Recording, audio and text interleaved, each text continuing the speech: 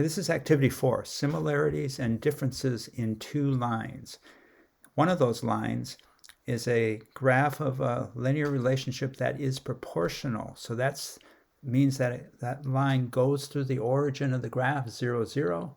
There's no beginning amount, or the beginning amount is 0. So that means you're looking at the first part of this equation, which is y equals kx instead of y equals mx.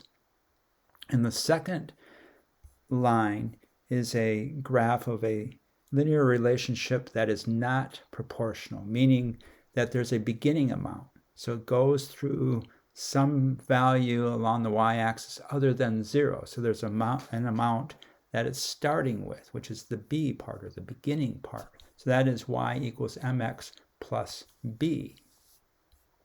So here are the two equations, and this is like y equals kx, and this is like y equals mx plus b, and in this case you're adding a -7 plus a -7. And I'm going to rewrite that as y equals 2x plus a -7. It's easier to deal with where it intersects, or where it intercepts the y-axis if you write it as y plus 2x plus a -7. I'm going to rewrite the top equation as y equals 2x plus 0, just to show you how they're the same. It's just that this one goes through 0.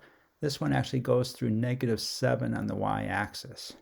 So to begin, they both have the same slope.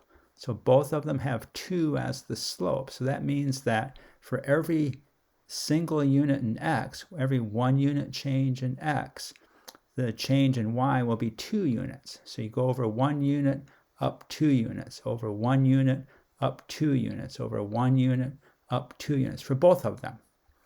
So the vertical change compared to the horizontal change in both cases is 2 over 1 or 2.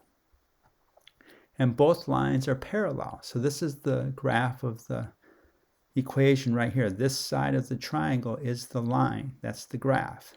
And in this case, it's going to go through 0, 0. In this case, it's going to go through -7. So now if we put them on an axis, so here's 0, and here's 0 along the y-axis. This is actually 0 along the x-axis. This is 0 along the y-axis. And so this graph goes to point 0, 0, which is right here. So this is y equals 2x. And this graph goes through y equals -7. So this is shifted down 7 units. So imagine that you're saving money and you save $2 every day.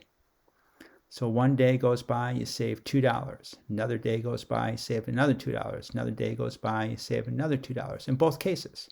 So you save $2 every day.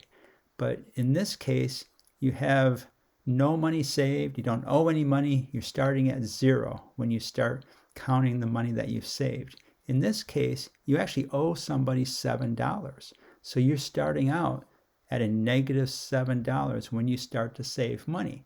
So one question could be, how many days do you have to save money until you pay off this $7 and you start saving money that is positive? Well, in one day you've saved $2. The second day you've saved $4. In the third day you've saved $6. And in the fourth day you've saved $8. So 2 times 4 is equal to 8. So in 4 days you've saved $8, but then you have to pay that $7 back. So overall, after 4 days, you've saved $1. So in this graph, you're going to be at y equals 1. So you're going to be out here at 4, 1 for this graph. This isn't drawn quite right. All right, so the lines are parallel. They have different y-intercepts. So in this case, you owe money. So this starts at -7, and you save money at the same rate in both cases. It's just the second line, this second equation, you owe some money in the beginning. So that's why it's y equals mx plus b. You begin by owing $7. Slope is 2.